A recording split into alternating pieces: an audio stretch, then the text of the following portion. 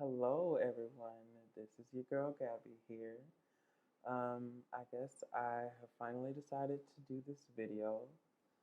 Um, I think it's just a combination of procrastination and,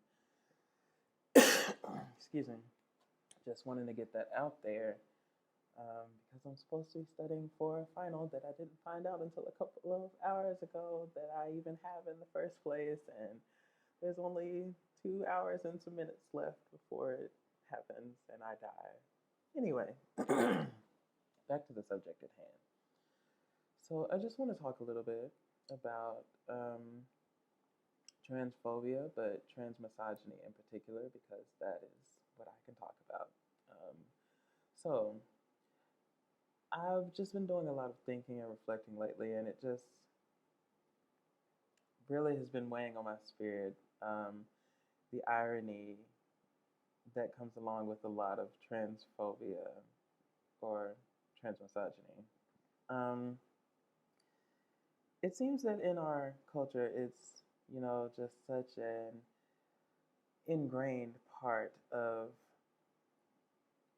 certain upbringings, because obviously this may not be a universal thing, but at least in my area, it is.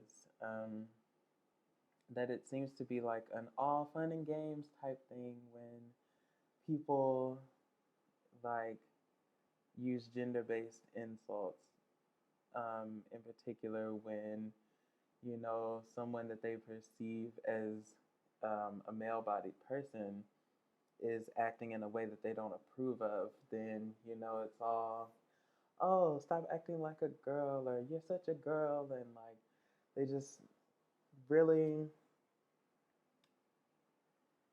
try to use girl as an insult, first of all, which is already just why. And then it's also like repetitively implying to this person that that is what they are. But in saying that, they expect that everyone is cisgender and that that's, a bad thing to be called the thing that you are not currently being perceived as. And it's just a really interesting thing to me to see a lot of that, um, how it makes sense when someone wants to make a joke about something like that, and oh, you're a girl, you're being such a girl, but then like once the person actually comes out and identifies as a trans woman, then it's like, whoa, hold on, all of a sudden this doesn't make any sense. This is illogical. Like, why? How would you think that you're a woman? Like, where would you even get that idea? That's just preposterous. And then, of course, they want to be like, oh, well, to quote someone in my life, you're really testing God. There's man and woman, and He made you a man for a reason. But it's like, clearly you weren't seeing me as a man when you thought it would be really funny to call me a woman. But, you know, certain forms of bigotry, they just don't make any sense. Well, they make full sense to these people when they are perpetuating it. But then if you agree with them, then they're like, whoa, hold on. What's happening here? That doesn't make any sense. Like, for example, like racism, like a lot of racist stereotypes.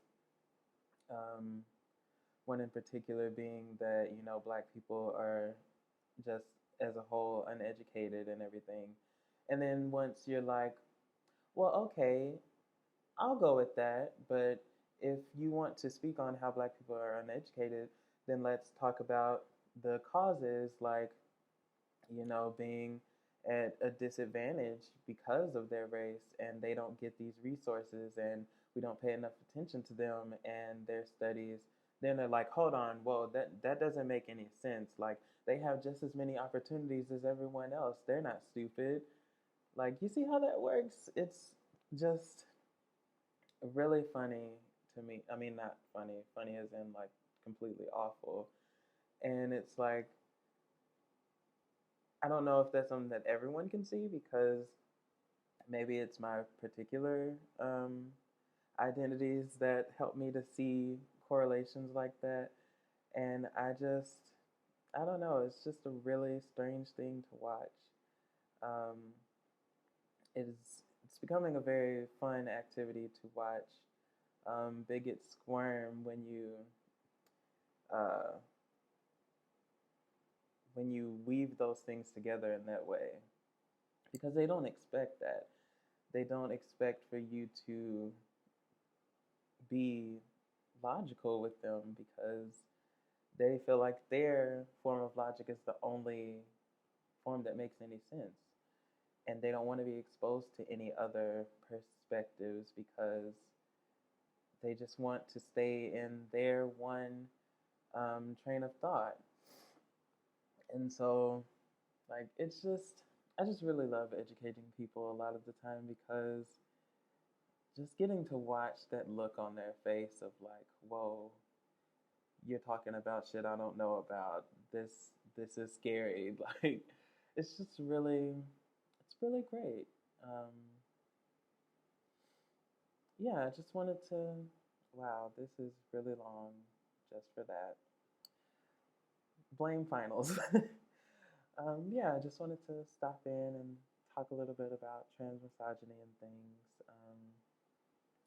Some things to keep in mind that trans women of color, particularly black trans women, are a lot more likely to be harassed and sexually assaulted and murdered and things like that. So, like, if we could stop trying to judge every single trans woman based on their looks and try to police their identities and, oh, you're not being feminine enough and how is I supposed to know? Like, if we could just stop assuming, first of all, in the first place, that you know anyone's gender, and then also if we could make it a thing where it's not a competition, that would be really great because it's